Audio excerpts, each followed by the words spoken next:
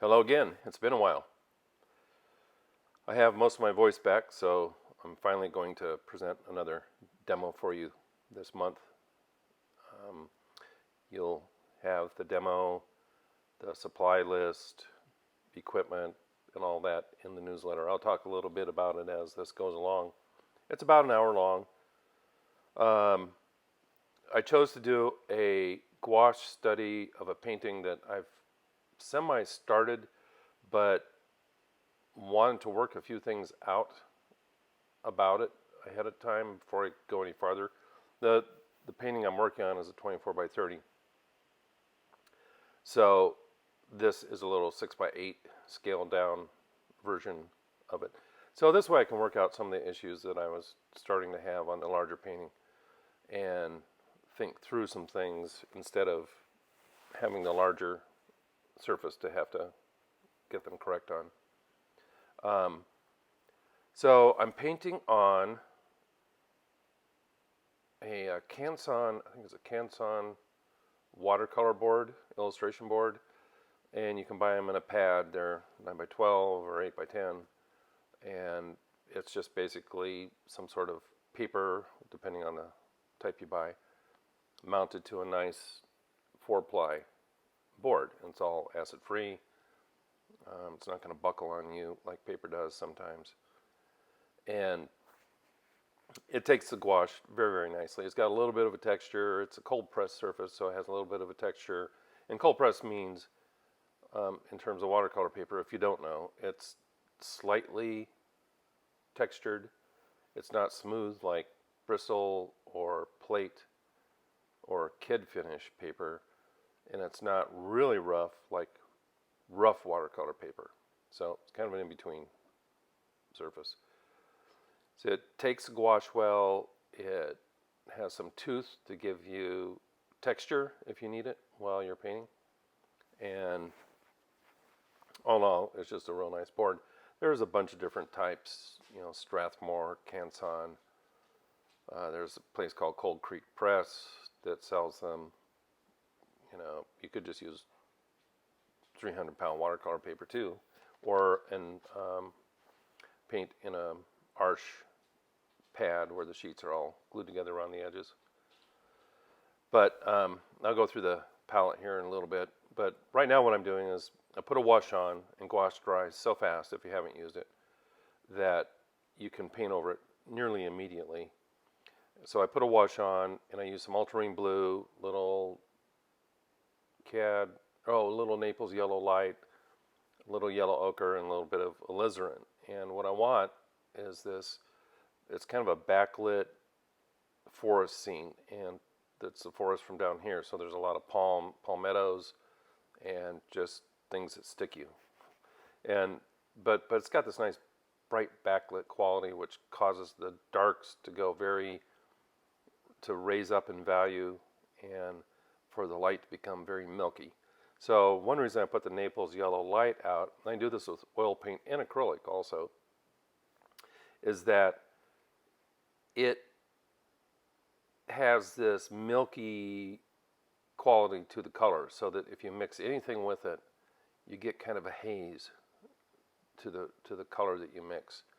And because it's just very, very opaque. It's like using white but with a little bit of yellow or orange in it. Oops, my paper stuck to the brush. So anyways, that's what I'm mixing a lot of these colors with, because I want them dark, but I don't want them, like a value like down to almost 9 or 10 dark. I want to be somewhere in that slightly lighter dark value range. And what I did with the gouache in this case is I put it out on wet paper towels because I want to use wet paint the whole time. Now when I'm out plein air painting with gouache, I have a little container, and you guys probably all seen these things, but it's a little multi-compartment container, and it has a airtight lid, and you just squirt your tube in there, and you can pick the gouache right out of the container. But I thought for painting something like this, it'd be better for you to see the color spread out in my palette arrangement. Excuse me. So it's on a moistened paper towel, and it stays wet the whole time you're working. The paint mixtures on the palette will dry, but the mixtures on the paper towels won't. So you have nice, moist, fluid paint to work with. You can do this with acrylic too. I find with acrylic that it soaks the water up so fast from the paper towel that it gets all soupy. The gouache stays a little more solid. So what I've done is I've built my design. I've sort of blocked in the main light and shadow shapes. You'll see as I go here, I move things to the left of center a little bit more. Like there's some palm trunks and things that come up in my reference, almost dead center. So I kind of move those over so they're not specifically dead center. Maybe I could have done a little more or a little less, I don't know. But, and I'm using the paint fairly thick. So in the initial stage when I did the wash, that was done with a lot of water. Now, the only time I want to use water is if the paint is just so stiff that I can't pull it across the board. Then I'll get just a little bit of water on the brush and just loosen the paint up slightly. Gouache is beautiful because it's opaque, but if you water it down too much, then it's not as nicely opaque as it is as if you use it more like oil paint or more like acrylic, and you just pick it off the palette, mix it, and put it on. The brush that I have, I'll have to look it up. I'll look it up and write it down for you. But it's, Dottie and I both have gone through Blick, I don't know how many times, to find good brushes for gouache that have some softness to them, but that the bristles are still firm enough and stiff enough so that they're not just wimpy when you put the paint on.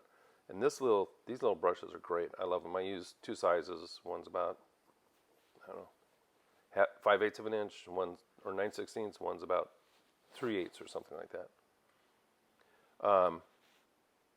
But they really let you put paint on without resorting to something like a hog bristle brush, which I will do sometimes, just to get more paint on. So as I go along here, you'll see me go back and forth, and you can see the reference behind the painting. And I'll follow some of that, and I'll change some of it. I'll work some areas over and over until I get it right. I'll try something, it didn't work. I'll try something else, that didn't work. It's a good thing I'm doing a voiceover on this because it's a good thing I was swearing a lot, dropping brushes and hitting the boom that is holding my iPhone so I can film this because it's right in front of my chest. So it's a good thing that all that wasn't in there. Still working with the shadow colors primarily. They'll vary a little bit as I go along. Some will be a little more blue, a little more blue-green, a little more blue-violet, all grade, all not very intense or saturated, if you like that term. But they're still in that blue-green family. So while I'm just putting paint on here, the colors that I'm using from across the top at the left is titanium or permanent white. I'm sorry. Gouache has either permanent white or zinc white. You want permanent white. Zinc white is so weak that you can hardly mix an opaque color with it. So that's permanent white. Brands are either M.Graham, Winsor Newton Designer Gouache, or Holbein. Those are the three that I use, and they're mixed up. I think the first three yellows are M.Graham. The yellow ochre is Winsor Newton. The permanent alizarin is Winsor Newton. The Holbein are like the ultramarine blue, and then there's a dark one on the left called Perylene Black, which is almost a green. It's made with, I think, a phthalo or two, and maybe a little yellow. But anyway, so across the top again, it's permanent white, Naples yellow light, Cad yellow light, which is M.Graham's version of it, and it's almost like a lemon yellow. You can interchange those for this palette. Cad yellow deep, yellow ochre, Cad red light, and permanent alizarin, which I'm not a huge fan of. You can see it's too red. It's not really like an alizarin, but it'll work. To the left, that I'm taking paint off right now, is or below that, above that is viridian green, and then cobalt blue, then ultramarine blue, and perylene black. And perylene black is not really it's a dark value color, but it's more like Gamlen's chromatic black. That's basically what it is. Perylene is, I believe, is a green of some sort. It's like a black green, and that's kind of what it looks like. It's a great color for dark greens of different kinds. You know, that you can use it as a base to add bluish yellows or reddish yellows or cool reds or warm reds. You know, you can add things to it and just get quite a multitude of different darks out of it. The easel I'm painting on is my ripped off version of the James Gurney type of easel. You know, he did a little sketch easel, and like there's like 500 versions of them now if you look around social media. Well, mine's probably 501. But I made it, his is kind of narrow. I made a couple for us, and they're wider. They're like 10 by 12, because I thought holding a big sketchbook like we like to do, or maybe a panel like this, just one more space up there. And also I can use a little bigger palette on the bottom of it. Has a little fold out wing on the right side that you can see that holds the collapsible water cup. And I have a piece of, it's a rubber mesh material that you put in a tool drawer, and that keeps things from sliding around on there. I used a little water spray bottle. I don't even know if I picked it up this time, but outside you definitely use that little spray bottle of water to help loosen things up. And the palette is the smallest stay wet palette that they make. It's maybe 8 by 10, something like that. So I'm just using part of it here to mix in. So I'm still building shadow values, trying to find out where I want to be with them. Excuse me. They're too cool right now, but they'll get adjusted as time goes on.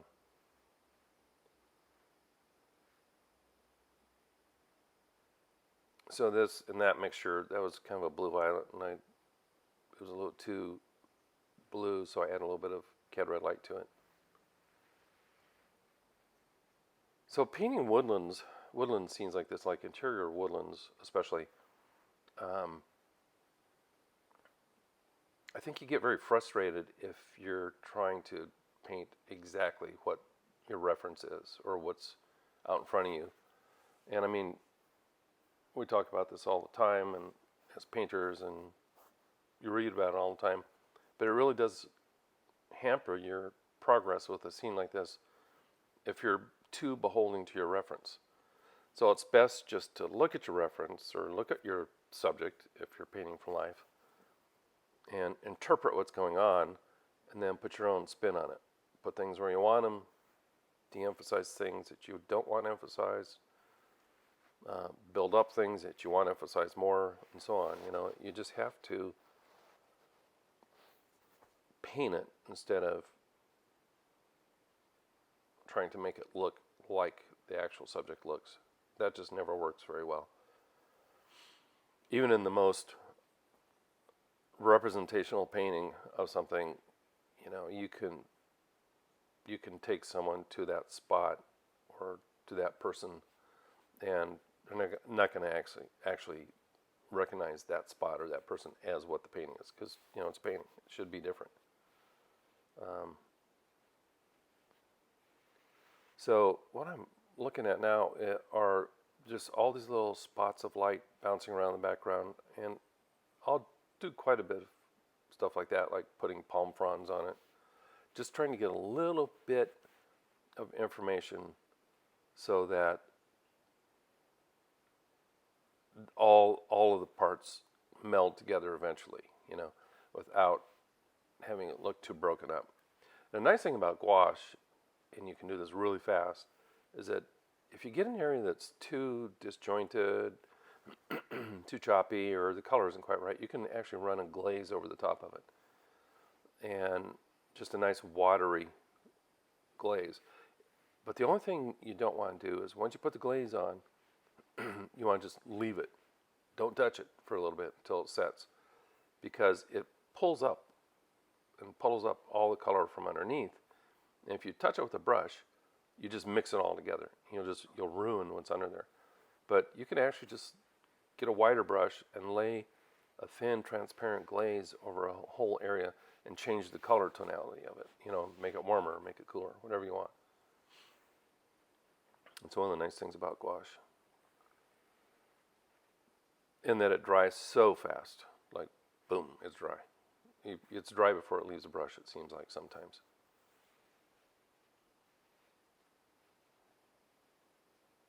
Putting more white out. I went through a lot of white on this little study. So when you get this newsletter with this video, I will put in, like I said, the supply list. I'll put in a still photo of the completed painting, and I'm also going to put in maybe a photo of the one that I'm starting, the 24 by 30, so you can see why I'm doing this, what I'm trying to work out. If you look at the palette down there, you can see that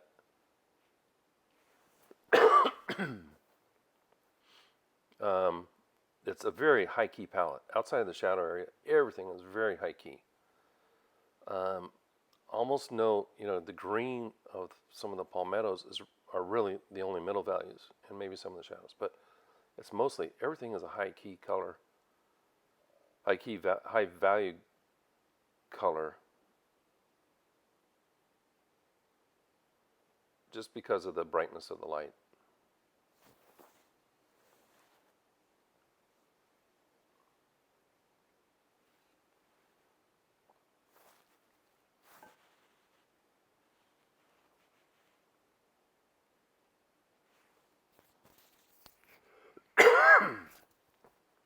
Sorry, I'm coughing.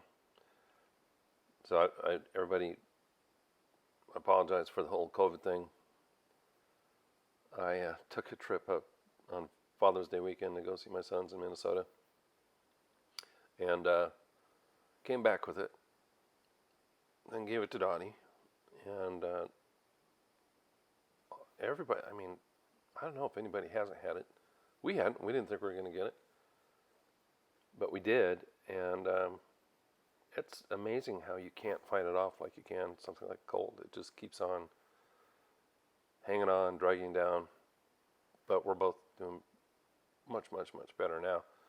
It still just has those little remnant things where, like I have a cough that I still haven't gotten rid of. It's improving.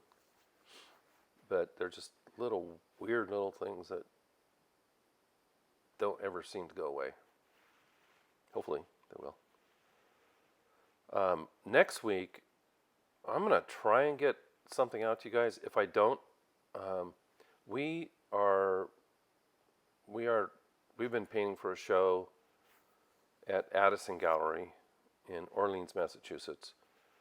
Dottie and I are doing a show together. It's called In Honor of Our Environment. And we've been up there a few times doing studies and taking photographs and things like that to prepare for it. And it opens up on July 22nd on a Saturday. And we each painted 12 paintings as large as 30 by 40. Most of them sort of mid-range, close to 30 by 40, but we shipped 9 cardboard boxes up there this week with 24 paintings total in them.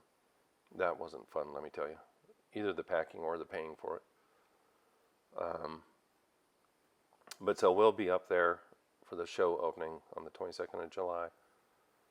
And I'll see what I can do next week to get something out to you. But if I don't, that would be the reason why.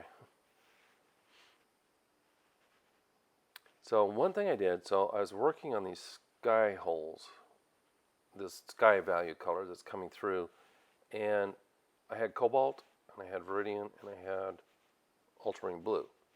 I could not get a green enough blue, even with the viridian and cobalt and white, to show through the way I wanted it to. So you'll see me pretty soon. I'll add another color. And the other color that I end up adding is cobalt turquoise.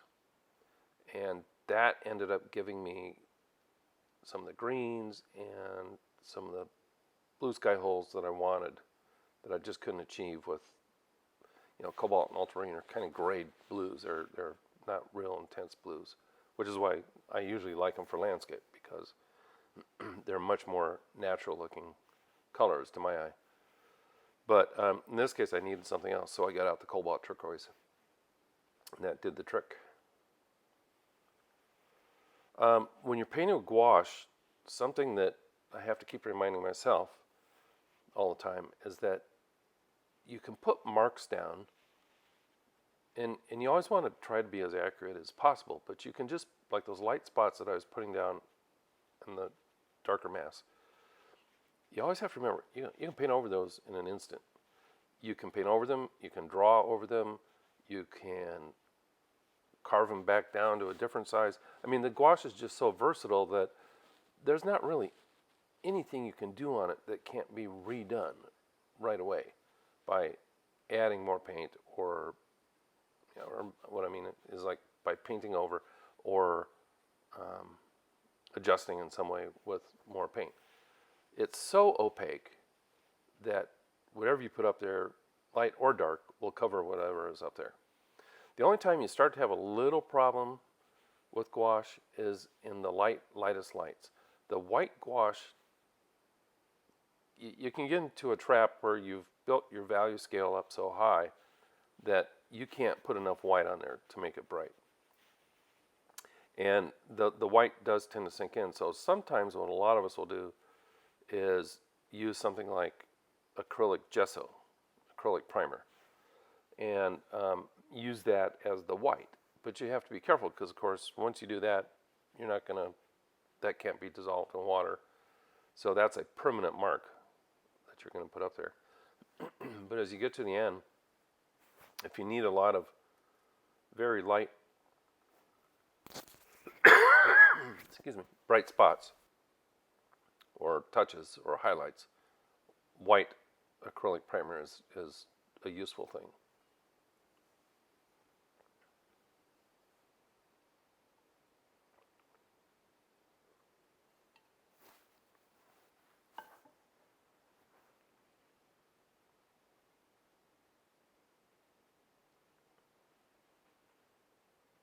I'm sort of dry brushing this lighter value color over the top of the paint that's there to help indicate that light coming kind of from behind and to the left a little bit, and brushing across the top of leaves and twigs and sticks and all that kind of stuff.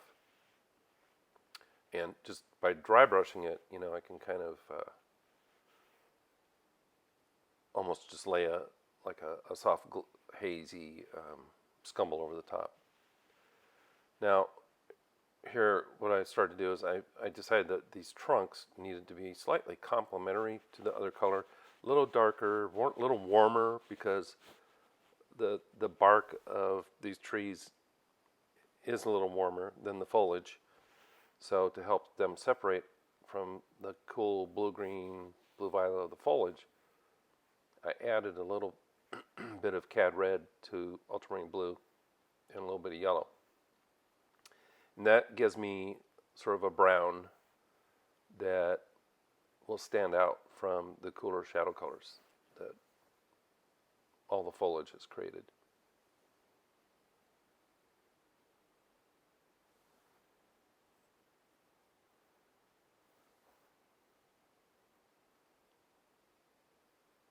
Reloading white again.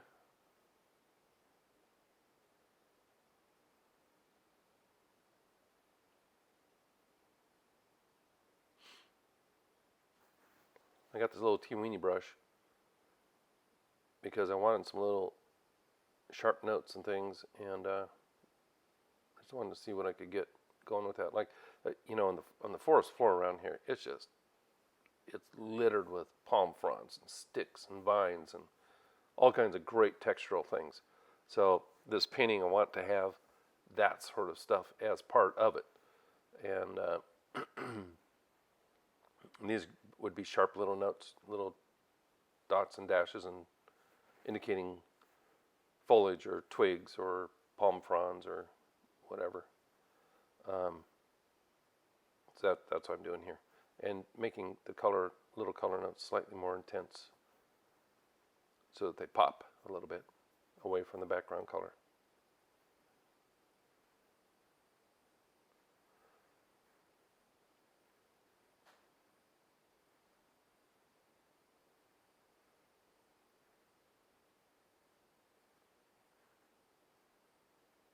Gouache is great for dry brushing. You can just kind of wiggle the brush across the surface, and the surface will pick up some paint and not pick up some paint.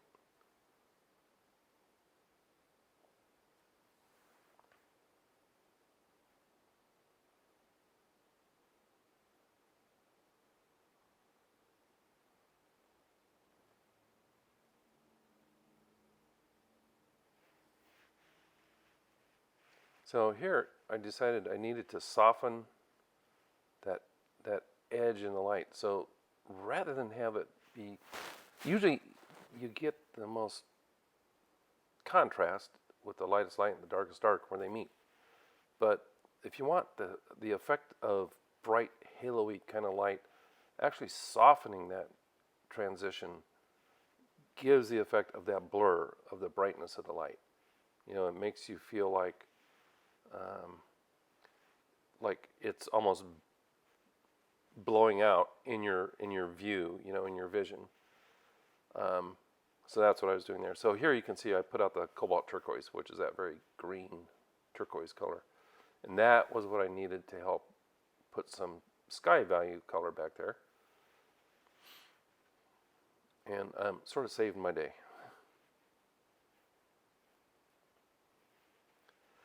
It's every medium is so different. Like with oil paint, I probably could have mixed it with viridian, cobalt blue, white, maybe a little lemon yellow, and been fine. But with gouache dries matte, and it also dries somewhat subdued. You know, it tends to back away from whatever it is you put down. Like if you just put black down, it would lighten the value as it dries, and it wouldn't look quite as black, you know. So I probably use more color with gouache, more different types of color with gouache on a palette than I do with any other medium, because there's so many of them, and they do so many great things, and you know they do save you some time instead of fighting a mixture or something. It's kind of like pastels, you know. If I work in pastel, I've probably got 350 different pastel colors and values that I would use. Just because they're all useful. Maybe you don't need that many, but they all do something that's nice when you put it down next to something else, and gouache can kind of be that way too. So I'm still working for effect. You know, I'm working for the effect of what that light is and how to get that light to look as bright as I can back in behind there.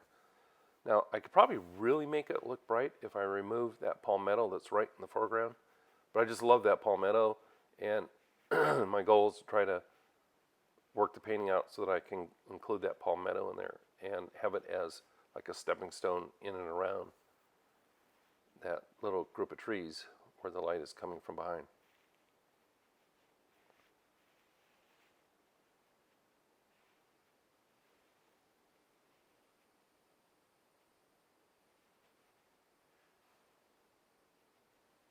So that's another case. Like when I was painting this palmetto, I was really wishing I had something like phthalo green, because it's just got such a brilliance to it, and the cobalt turquoise helped a lot, but even viridian wasn't intense enough, wasn't a saturated enough color to give me the kind of boost I wanted with this little palmetto.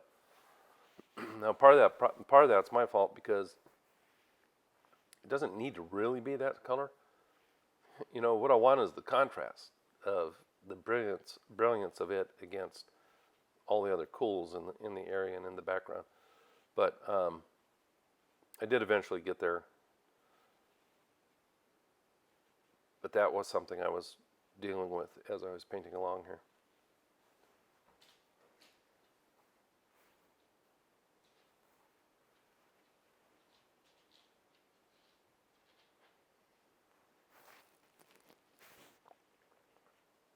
Also, I was having a hard time with brush strokes because, you know, sometimes it's better to pull a stroke, sometimes it's better to push a stroke, you know, pull it from the left to the right, pull it from the right to the left. But I had this camera boom, like, at my throat, and every time I reach up to try to pull a stroke up, I couldn't do it because I'd knock the camera off and, you know, you'd be getting airsick from the video spinning around or something. So I was kind of, I'll be honest, I'm kind of painting in ways here that are kind of awkward, and I probably would have even walked over to the side of it or something to pull a stroke the way I wanted to in a normal situation. Doing these demos is very interesting, and you know, any artist who's doing one, you got to give them an applause, give them a hand, because excuse me, it's almost impossible to get the camera square or get the painting square in the camera and include the reference and include the palette. I mean, if you had 3 or 4 cameras going, well, that'd be one thing. I don't. I've got an iPhone going. But that's almost what it requires. It requires multiple cameras. And I'm sure that video demos that are produced by the pros, they've got all kinds of stuff going. Boom mics and booms for the cameras, and multiple cameras, different angles, all that kind of thing. This is the cheap seats, if you want to call it that. But it's fun. I enjoy doing them for y'all, and I hope that you get some things out of them.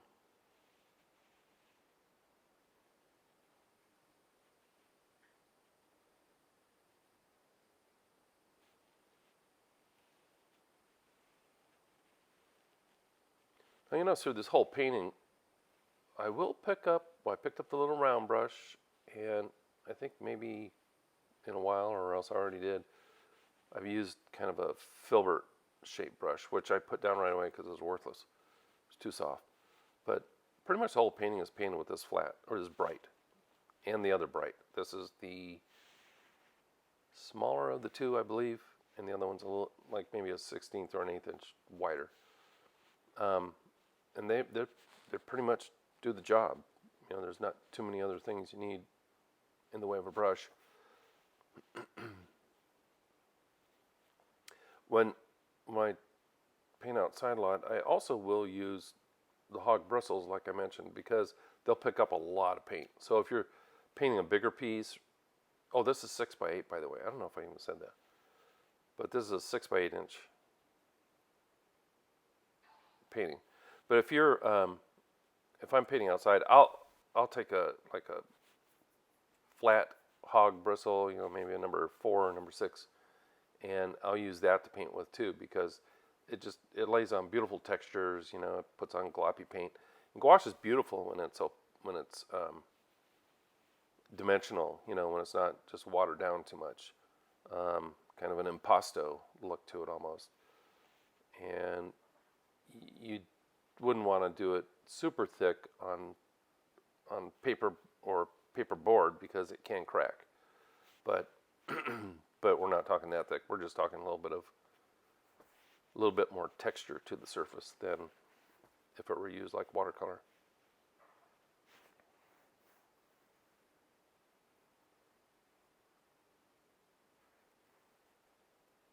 So here I'm just sort of running a glaze over the top of the dark in the upper part of the painting, because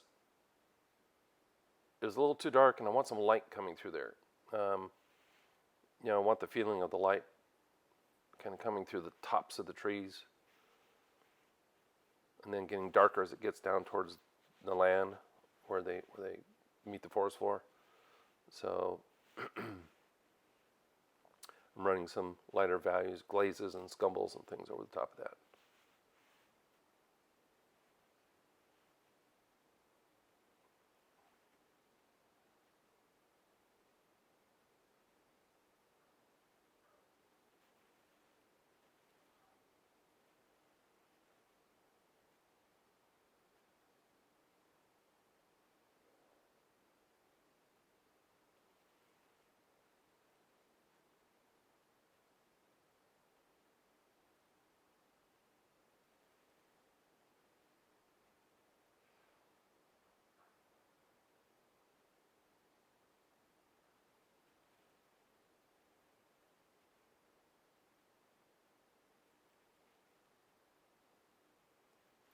I just pulled up some of that perylene black to mix into the ultramarine. You can see how green it was.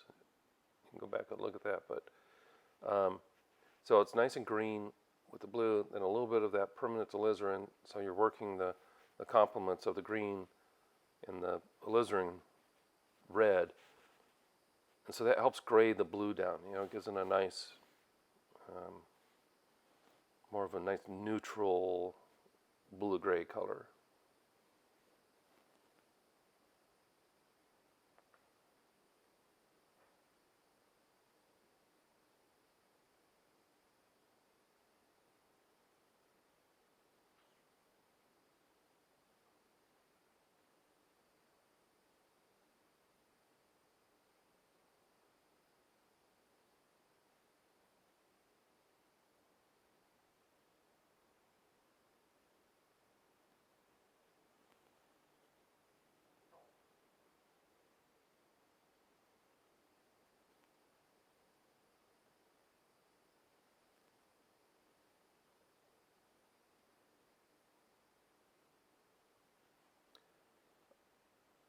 The attempt here is to silence some of the noise going on in that shadow mass. Now that what looks like a light value line is just water, glare from the water, from the wet paint. That will dry flat, and it's a slightly darker value than what was up there. Some of those tree trunks and things. Yeah, so that's glare too. That's not a light value. I'm getting a little bit of glare from one of my lights, I guess.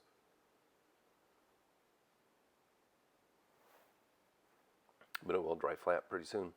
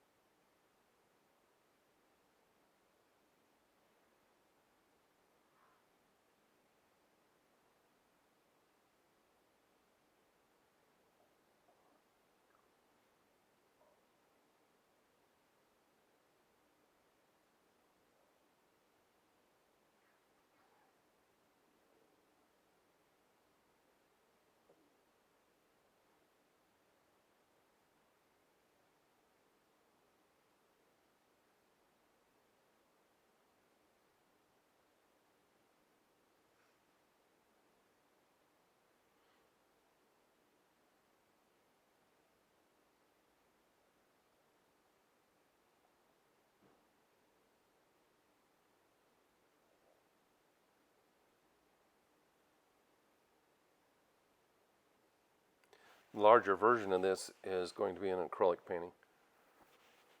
I think. I've started it in acrylic. Some of the larger paintings that I start in acrylic, I do end up overpainting in oil, so I let it dry for a few days, and then usually take some Neil McGill, the product that Gamlin makes, paint that on the surface, rub it off, and then paint into that with oil paint to finish painting off. And I don't know why. I mean, I think at a certain point with the acrylic, things become harder to handle the way I try to paint. if I could just let it go and just kind of throw things on there, I'd be better off. But so when it gets to a certain point, there's some more subtleties that and there may be subtleties that I want more than I'm getting. I'll move over to the oil paints with it, and there's no worries about that. That's maybe we already talked about that, but that's a completely fine thing to do. Golden has information on their website about painting oil over acrylic, and when you think about it, if you prime a house to paint it now, you never use an oil primer anymore. It's always acrylic primer. So, and even if you paint with oil even if you use an oil-based or alcohol-based paint, they'll still put an acrylic primer on the house. So, it used to be when I started painting, everybody was freaked out about someone who used acrylic gesso and painted with oil paint on a canvas or a board, and we've just learned that it's not an issue really. It's good adhesion. Acrylic is porous enough when it's dry for oil to get a good mechanical bind to the surface, and that's how oil paint adheres. It binds itself mechanically by the process of drying.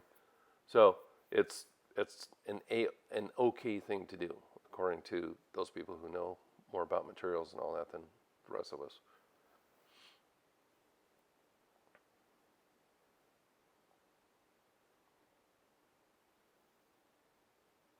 So I really tried to pick up a lot of white with that last stroke because I want some good opacity to this color that I'm going to put down. And so I almost scoop it up on the end of the brush like a trowel. And then when you put it down on the paper, it can be better to just put it down and leave it, not put a stroke down and work it. Sometimes you need to work it, but you're better just to put it down where you want it, how you want it, and let it stay there. And it keeps its vibrance that way. It doesn't get watered down.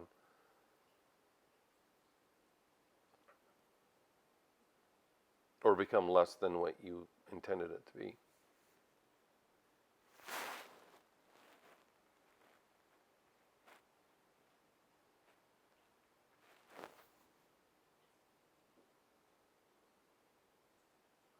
And because it's got a lot of blue-green, blue-violet, green, yellow-green, I'm looking to put some slightly more reddish color into it. So I've got a little cad yellow deep in that mixture, and before long, I'm going to, towards the end at least, I'm going to use a little bit more cad red into some of the mixtures. A little more violet in the shadows, things like that, just so that it's not all this analogous color family of yellow-green to blue-green, blue-violet.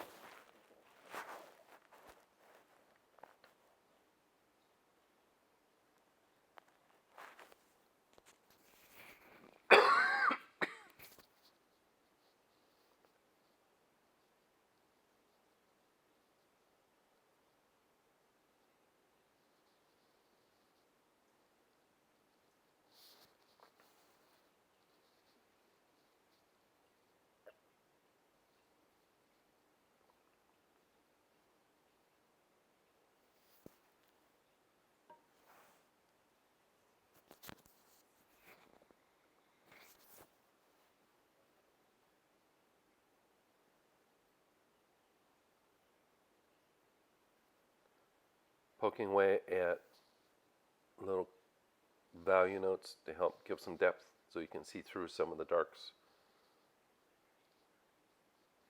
Painting out some of the lights. There's that old axiom that sometimes it's better to take things out of a painting than add things to a painting. And I'm almost at that point in this one where I need to stop adding and merge things, or take things, paint out small things, make things, the shapes bigger.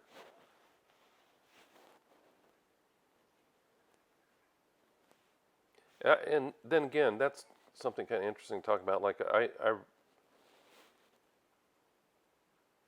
the philosophy of that I totally understand and makes sense, and you know, and there's so many styles of painting, so many different ways that painters paint that no one way is right. You know, I think that's what you have to understand first of all, right? I mean, you've got, well, you know, you could pick your painter. You got painters who paint very boldly, painters who paint very tight, all through history, all the different eras of painting and of art. There have been people who do it very considered and people who do it considered but bolder. And like with the theme of our show up on the Cape, you know, we had the opportunity to paint whatever we wanted, but neither Dottie or I, and I've never been someone who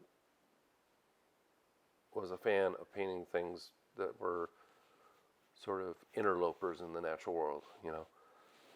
I love the natural world, and the more I can paint of the natural world without human presence in it, in a way, the happier I am, because I just think the natural world is so beautiful as it is, and I don't think we do a lot to really improve on that. We usually do a lot to, you know, destroy it. So, and that's good material for painters. But so one of the things I have a problem with is if I'm going to go out and paint something like this scene I'm painting, I don't want to just block out everything that I actually see out there. And I don't mean all the little details, but there's a certain amount of detail in nature that makes nature what it is. So if I go into a painting like this and I take a 4-inch brush and I make 3 shapes, and then I take a 1-inch brush and I make 4 more shapes, and I say, okay, I'm done, that leaves me cold. I have no interest in that whatsoever. I want to explore the textures, you know. I want to explore the patterns that nature makes, the haphazard, chaotic quality that nature is. And so, to me, part of my art is that I find a way to indicate these things without painting them all one by one, if that makes sense. So I prefer to see the texture on the ground in this woodland. I prefer to see the broken light falling through the trees in the background, and we'll find ways to try to indicate that. I could make it one big simple shape and paint it in 10 brush strokes, you know, and that's a way to do it. That's just not my way. That's not what I appreciate. And it's not what I even enjoy looking at that much. I enjoy, you know, I enjoy paintings that use the time-honored traditions and qualities of what makes good painting, but yet give you a feast to look at. You know, you can think of Shishkin or William Trost Richards, Levitan. I mean, they're so sensitive, so William Merritt Chase, so sensitive to the world that they were painting, that they couldn't just paint a big shape and say, that's all we need there. You know, and that's more how I think as a painter. That's more what my interest is in painting.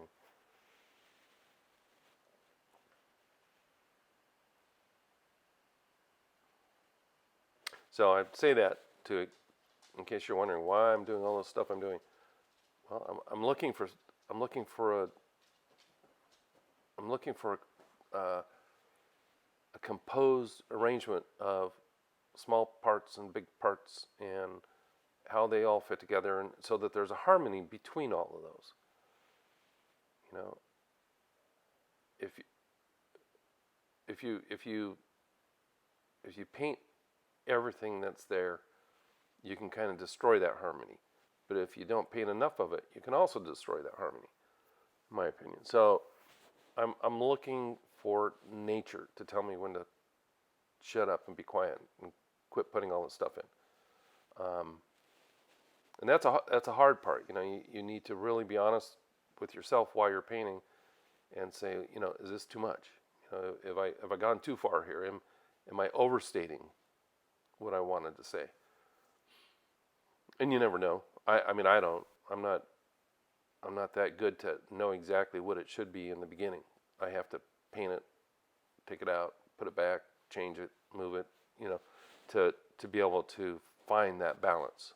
It's an exploration through the entire painting. It's not a set standard formula way of doing it. It's an experiment. The entire painting is an experiment. For anybody who's been painting a long time, you tend to kind of get to those places maybe a little faster, but you're still searching. You're still looking for your answers to what this is all about.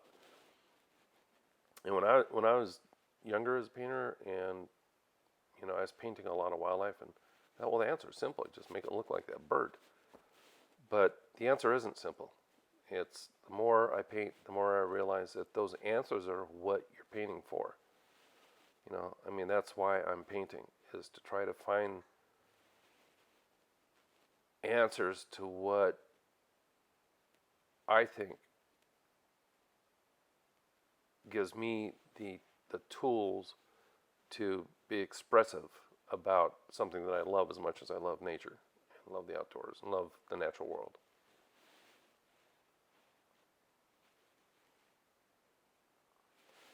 On here, I had kind of a reddish violet. I had some cad red mixed in with blue, and it was kind of purple. So now I'm just overlaying as a reddish purple. So now I'm overlaying a little bit of a gray green that's about the same value, maybe a little lighter, over the top of that. So you get a little vibration between the complements of the reddish violet and the bluish green. And you get a little more interest than to just make it one solid color.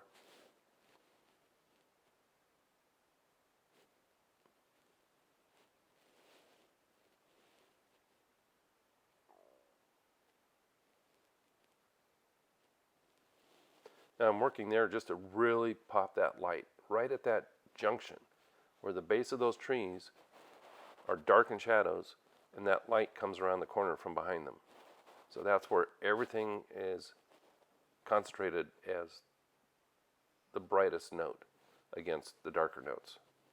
Like nothing off to the right is as sharp and contrasting in value.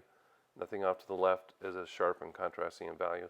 Right there in that lower, just off center, a little bit to the lower left, almost to the palmetto, is where that point of coming around those trees is where I want to take you. That's what I'm trying to say. So there's a little bit of movement into the painting from the bottom with the light and shadow, and then kind of a Z shape that runs back that way. Then go up to the palm, and then comes back around to the darks on the right side where I'm painting right now. And so you just have this circular thing happening so that you don't leave the painting too fast.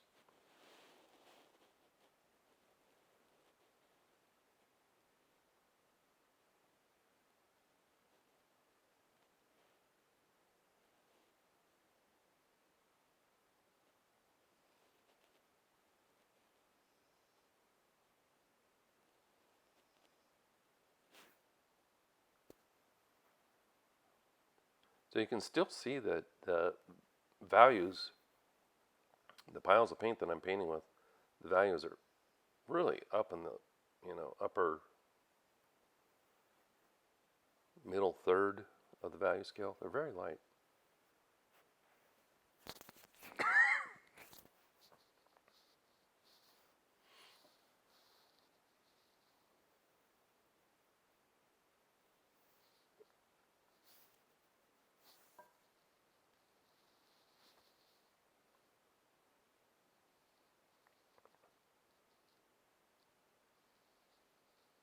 So if you've fallen asleep, you only have, or haven't, or about to, you only have about 5 minutes left. This one turned out to be just over an hour and 1 minute and 38 seconds. Sorry for the coughing and choking. I hope that doesn't sound really obnoxious. I haven't been coughing, but all this talking is making me cough.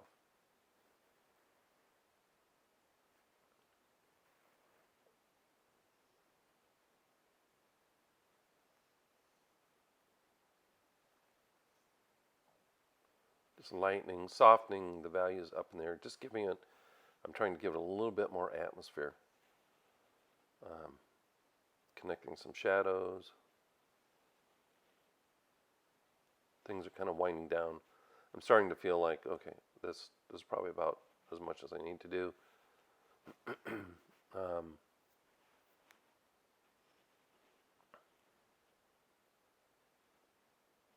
Closing off the light on some of the corners so that you don't go shooting off the edge of the paper, edge of the painting.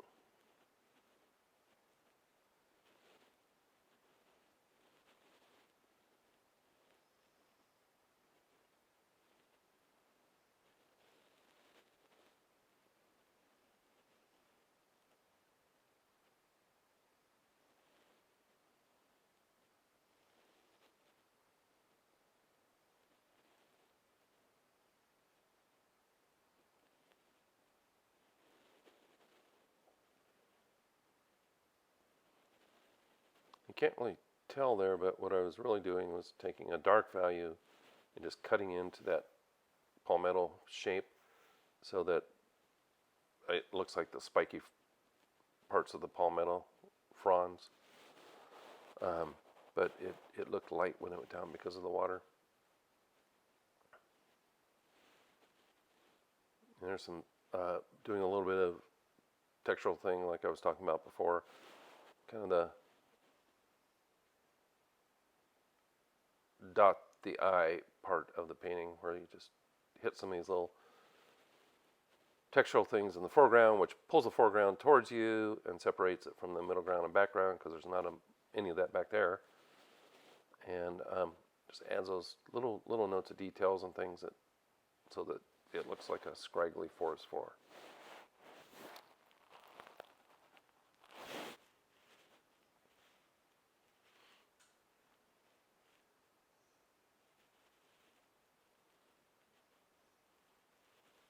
Well, thanks for watching. We're just a few minutes away from the end of this. I'm going to take it all the way through to the end, but I again appreciate you all for subscribing and committing what you have to these videos. It really does make a difference. Like I've spent pretty much a day today working on it, and with show commitments and things like that, you know, it's time away from those things. So your contribution is greatly appreciated, and I hope that these are giving you something that you can pick a couple things out of and make it worth your while to sit around and watch it. And I guess, you know, you can enlarge these things when you're watching them on your computer so you can see them better. But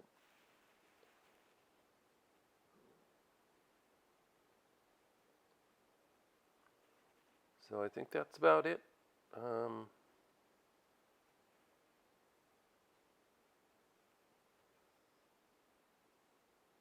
A little bit of splatter there. I thought, you know, I need some little teeny wee like light hitting leaves and things like that. So I did a little bit of splattering. And splatter is a great thing to do. But what I will do is after I splatter it, then go back in with the brush and kind of knock it down, break it up, so it doesn't just look like a toothbrush splatter. Now comes the most difficult part of the painting, signing your name.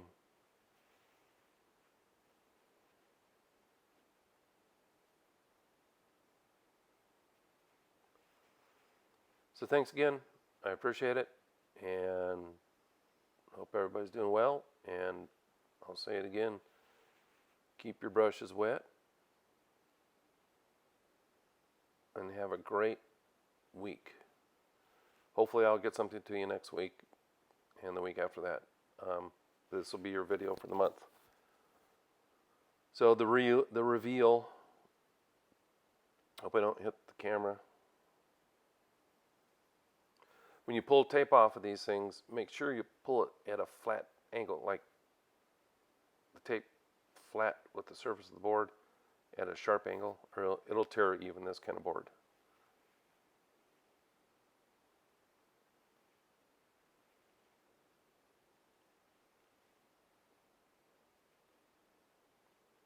I think I did right there, tear it a little bit.